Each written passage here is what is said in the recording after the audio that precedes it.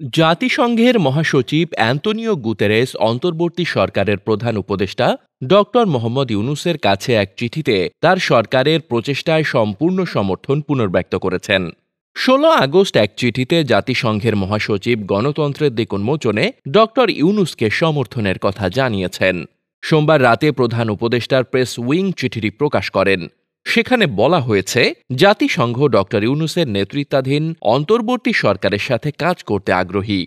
বাংলাদেশের জনগণের সুবিধার জন্য আবাসিক সমন্বয়কারী এবং জাতিসংঘের কান্ট্রি টিমের মাধ্যমে যে কোনো অনুরোধ পেলে জাতিসংঘ অন্তর্বর্তী সরকারের সাথে কাজ করার প্রতিশ্রুতি দিয়েছে।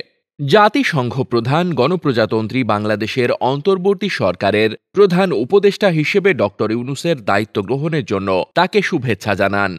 গুতেরেস বলেছেন, বাংলাদেশে শান্তি ফিরিয়ে আনা এবং জাতীয় সংসদ নির্বাচন আয়োজনের প্রচেষ্টাকে আমি স্বাগত জানাই। তিনি আরও বলেছেন, এই ক্রান্তিকালীন সময়ে সহিংসতার অবসান ঘটাতে, জবাবদিহিতা নিশ্চিত করতে, আইন শৃঙ্খলা পুনরুদ্ধার করতে এবং গণতান্ত্রিক নির্বাচনের পথ নির্ধারণে ডক্টর ইউনূসের নেতৃত্ব অত্যন্ত গুরুত্বপূর্ণ ভূমিকা পালন করবে। ইউনূসকে উদ্দেশ্য করে মহাসচিব আরও বলেন, আমি আশাবাদী যে আপনার সরকার একটি অন্তর্ভুক্তিমূলক পন্থা গ্রহণ করবে, যার মাধ্যমে যুবক ও নারীদের পাশাপাশি সংখ্যালঘু এবং আদিবাসী সম্প্রদায়ের বাক স্বাধীনতার পথ প্রশস্ত হবে। দেশের সকল নাগরিক, বিশেষ করে সংখ্যালঘুদের পূর্ণ সুরক্ষা নিশ্চিত এই মুহূর্তে বাংলাদেশের অন্তর্বর্তী সরকারের উপর নির্ভর করছে বলেও চিঠিতে উল্লেখ করেছেন জাতিসংঘের মহাসচিব। ডক্টর ইউনূসকে পাঠানো চিঠিতে গুতেরেস রোহিঙ্গা শরণার্থীদের কল্যাণ নিশ্চিত করার আহ্বান জানিয়েছেন। মহাসচিব বলেছেন, রোহিঙ্গা শরণার্থীদের মঙ্গল নিশ্চিত করতে আমি আপনাকে জোরালো আহ্বান জানাচ্ছি।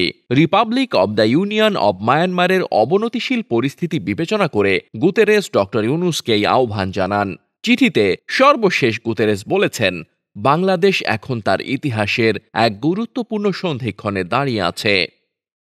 Desk report, বার্তাবাজার।